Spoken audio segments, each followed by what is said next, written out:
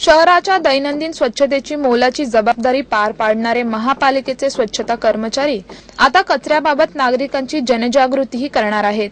यासाठी महापालिका आणि पुणे महापालिका कामगार संघटनेच्या वतीने पुढाकार घेतला असून यासाठी कर्मचाऱ्यांना विशेष प्रशिक्षण देण्यात येत आहे। घनकचरा व्यवस्थापन विभागाचे प्रमुख उपायुक्त सुरेश जगताप यांनी ही माहिती दिली।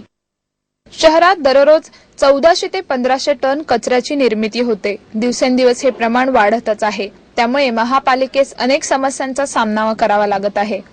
ही कचऱ्याची निर्मिती स्तोत्राच्या ठिकाणी कमी करण्यात यावी यासाठी नागरिकांची जनजागृती करणे आवश्यक आहे।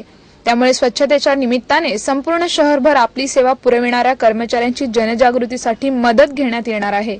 यात हे कर्मचारी ज्या परिसरात रस्त्यावर, घराच्या तसेच व्यावसायिक आस्थापनांच्या परिसरात कचरा आढळून आल्यास संबंधितांना सूचना करणार आहेत।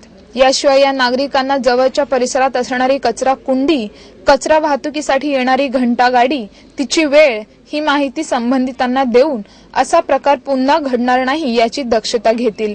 तसेच अशा ठिकाणांची माहिती संबंधित वरिष्ठ अधिकारी तसेच कर्मचाऱ्यांना नियमितपणे देतील। महापालिकेच्या 4 विभागीय क्षेत्रीय कार्यालयांच्या कर्मचाऱ्यांना हे प्रशिक्षण देण्यात येत आहे।